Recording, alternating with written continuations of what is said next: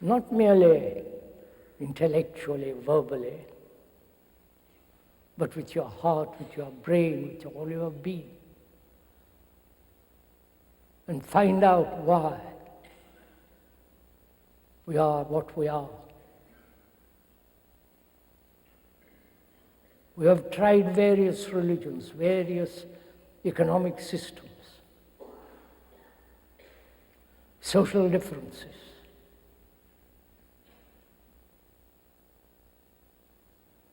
And yet, we live in conflict. Can this conflict in each one of us end completely, not partially, not occasionally? This is a very serious question. It demands a serious answer. Not it's possible or not possible, but to inquire into it very deeply. Why human beings, including you, the speaker perhaps, live in perpetual conflict, problems, divisions.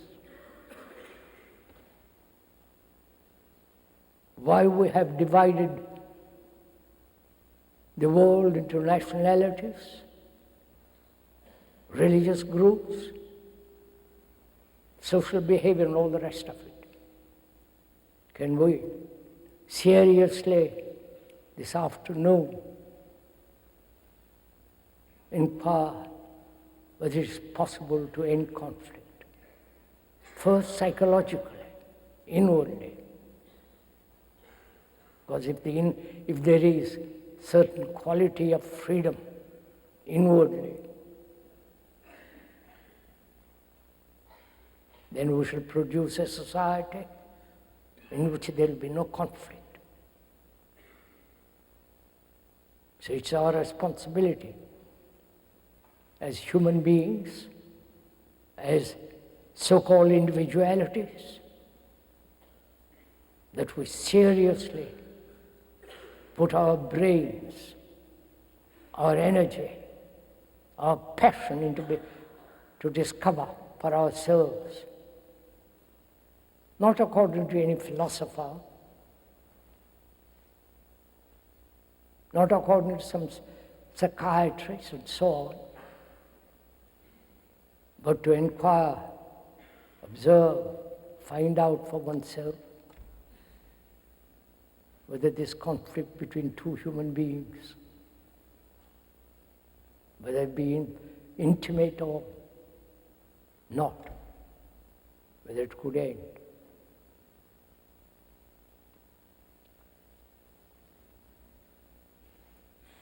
What is conflict? Why have we lived with conflict? Why have we problems? What is a problem? Please inquire with the speaker this question. What is a problem? Etymological meaning of that word means something thrown at you. A problem is a challenge, something you have to answer. But if you begin to inquire into the whole nature of a problem,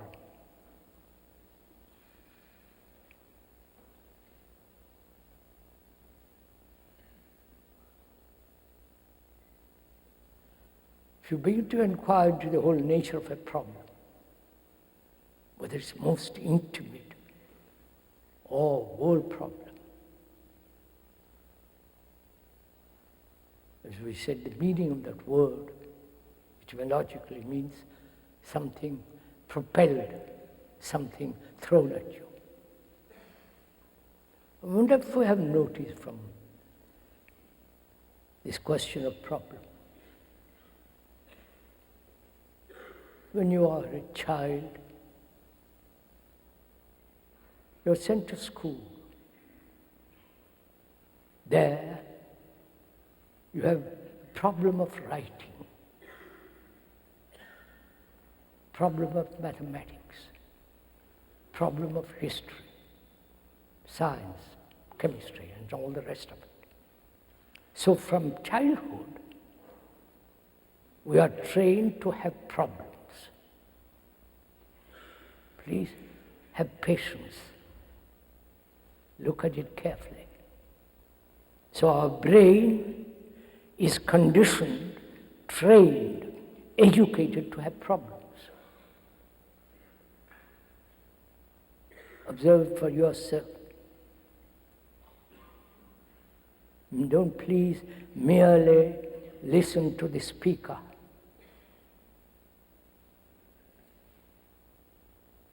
We are together investigating, looking into the problems that you have. So from childhood, we are trained, educated, conditioned to have problems. And when new problems arise, which they inevitably do, our brain, being full of problems, tries to solve another problem and thereby increase more problems, which is what is happening in the world. The politicians all over the world are increasing a problem after problem, and they have found no answer. So is it possible? Please listen if you will. Is it possible to have a brain that is free from problems so that you can solve problems? Not a cluttered brain full of problems.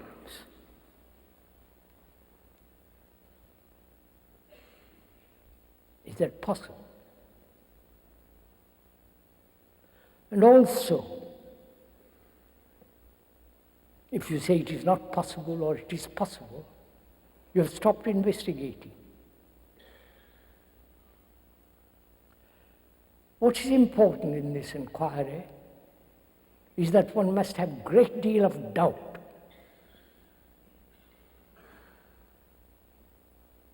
Skepticism. Never accepting anything at its face value or according to your pleasure or gratification. This life is much too serious.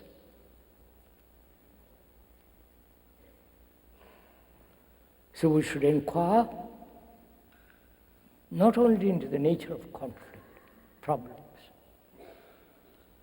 but also, perhaps this may be much more important, go all over the world, wherever you will, every human being on this earth,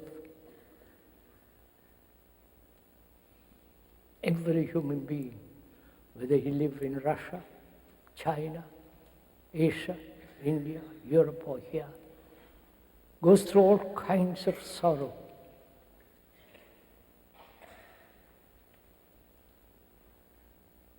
Thousands, millions have shed tears,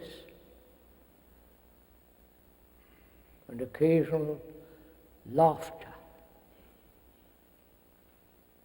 Every human being on this earth has had great loneliness, despair, anxiety, confused, uncertain, like you.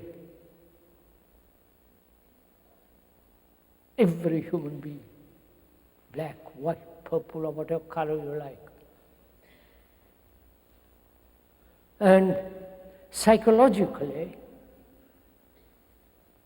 this is a fact, actuality, not invented by the speaker, but this is observable. You You can see it on every face on this earth. And so, psychologically, you are the rest of mankind.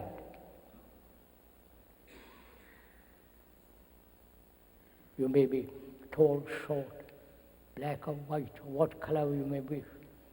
But psychologically, you are the mankind. Please understand this. Not intellectual or ideologically or a hypothesis, but it is an actuality, burning reality, that you psychologically are the rest of mankind.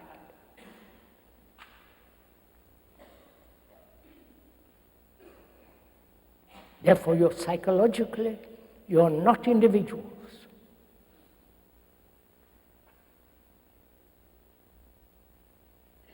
Those religions, except perhaps parts of Hinduism and Buddhism, have entertained, encouraged this sense of individual growth, saving individual souls, and all that business. But in actuality, in your consciousness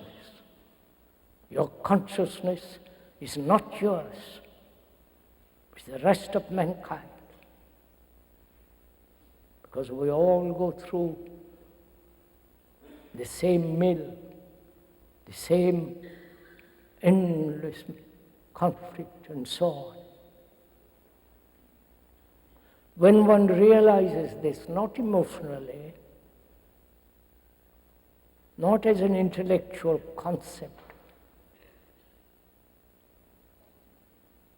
but as something actual, real, true, then you will not kill another human being. You will never kill another, either verbally or intellectually, ideologically, or physically, because then you are killing yourself.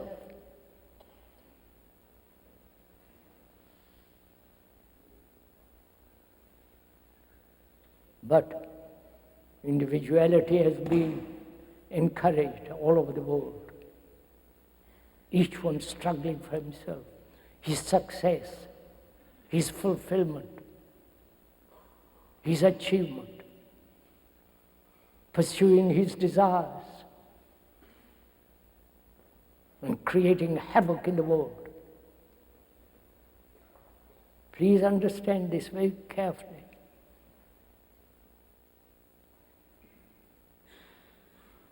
We are not saying that each individual is important. On the contrary, if you are concerned with global peace, not just your own little peace in the backyard, nations have become the backyard. If you are really concerned, as most serious people must be concerned,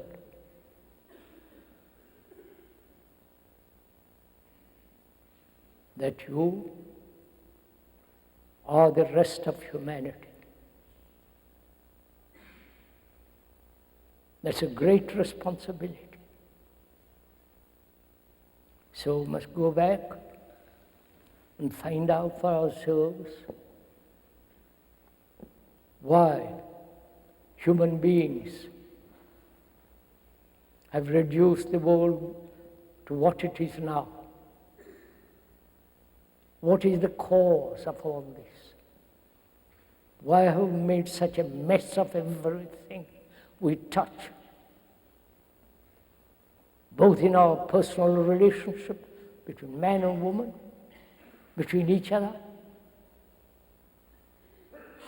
Why there is conflict between gods, your God and the other's God.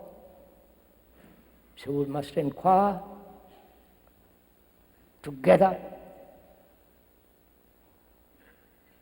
whether it's possible to end conflict. Otherwise, we'll never have peace in this world. Long before Christianity, they talked about peace on earth.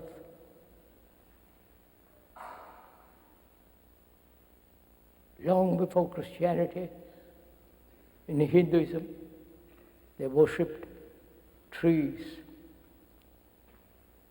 stones, animals, nature, lightning, the sun. There was never any sense of God before, because they considered the earth as the mother, to be worshipped, to be conserved, preserved, spared, not destroyed, as we are doing now. So, let's inquire together. Please, I mean together. Not I inquire and you casually listen, agreeing or disagreeing. Could we, this afternoon, put aside all this idea of agreeing and disagreeing? Will you do that? So that we can, both of us, look at things as they are. Not what you think they are. Not your idea of, or concept what is. But just look at it. Look at it non-verbally even, if that's possible. That's much more difficult.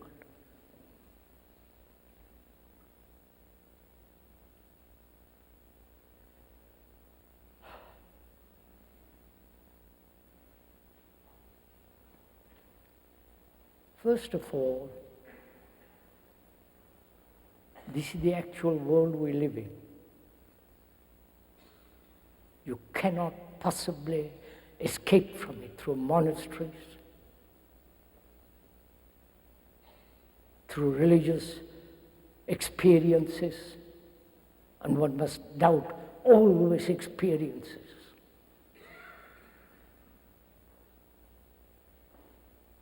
Man has done everything on earth possible to run away from the actuality of daily living.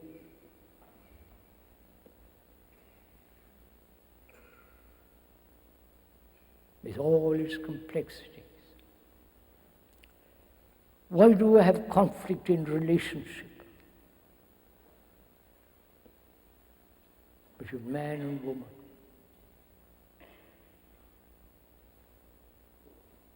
Sexual, sensory, division.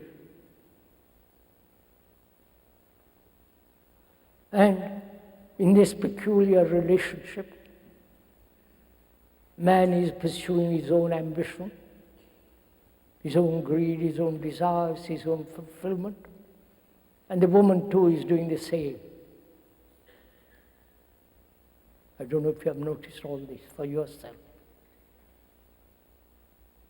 So there are two ambitious,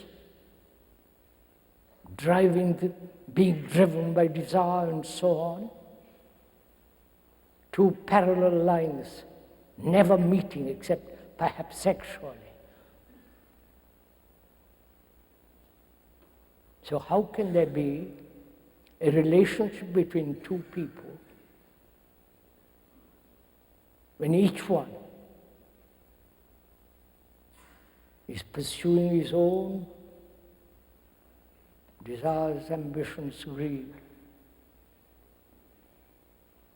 In this relationship, because there is this division, there is no love. Please, hold to your seats. That word love is spoiled, spat upon, degraded, which has become merely sensuous, pleasurable. Love is not pleasure. Love is not something put together by thought.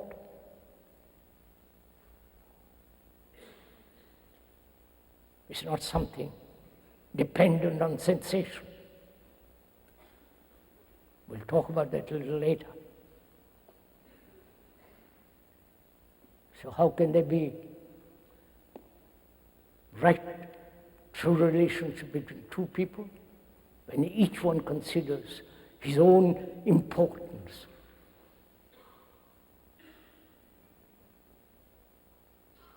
Self-interest is the beginning of corruption, destruction.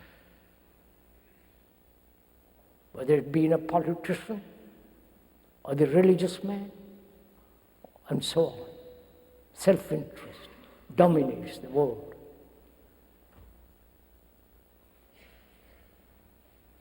And therefore, there is conflict. Where there is duality, separation,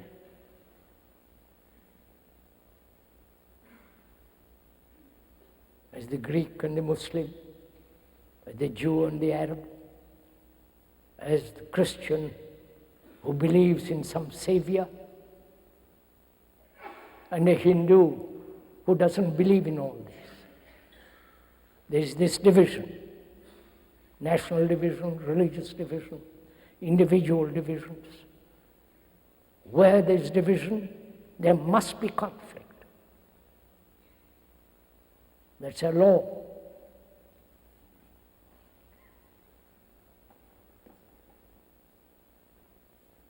So we live our daily life in a little circumscribed self, the limited self.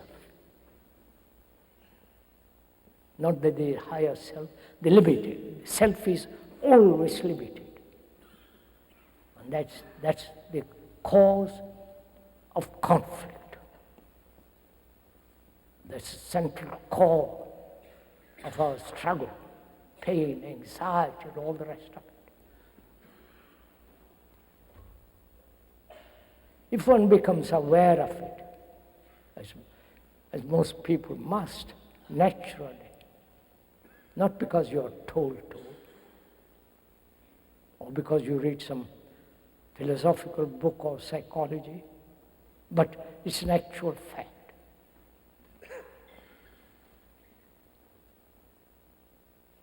Each one is concerned with himself.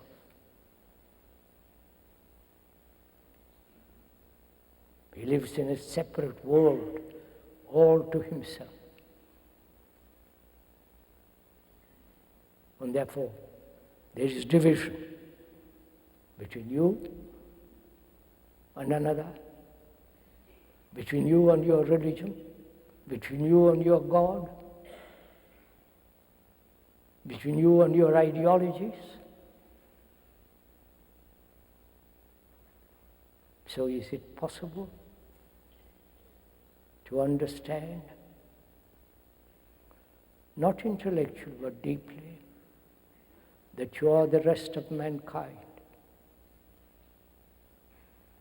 Whatever you do, good or bad, affects the rest of mankind. Because you are the mankind. Your consciousness is not yours.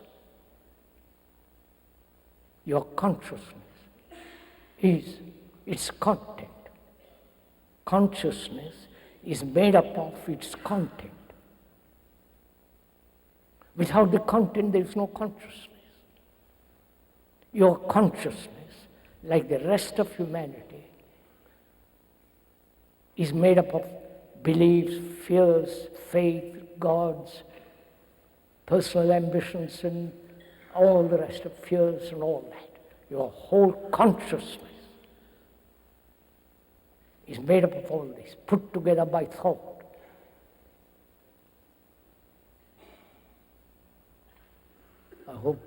One hopes that we have taken the journey together. Together we are walking the same road.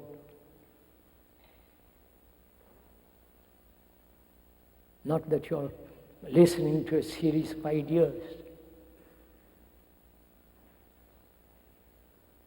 We are not pursuing ideas or ideologies, but facing actuality. Because in actuality, and going beyond that actuality, is the truth. And when you discover when there is truth, it's the most dangerous thing. Truth is very dangerous because it brings a revolution in oneself.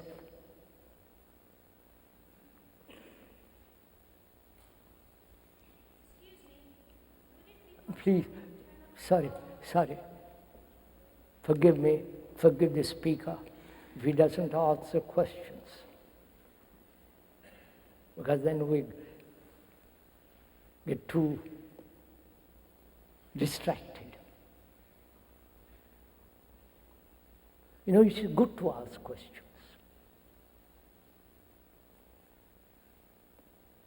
And whom are you asking the question? To whom? Are you asking the question to the speaker? That means you are waiting for an answer from the speaker. Then you depend on the speaker. Then you establish gurus. Have you ever gone into the question, why we ask questions? Not that you should not, but we're inquiring. Suppose you ask the speaker a question and he answers it. Either you accept it or deny it. If it is satisfactory to you, according to your conditioning or to your background, then you say, yes, I agree with you entirely. Or if you don't agree, you say, what nonsense. But if you begin to inquire into the question itself, is the answer separate from the question? Or does the answer lie in the question itself? The perfume of a flower is in the flower.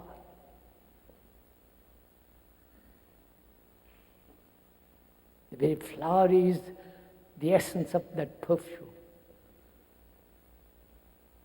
But we depend on others so much to be helped, to be encouraged, to solve our problems. Therefore, out of our confusion, we create authority, the gurus, the priests.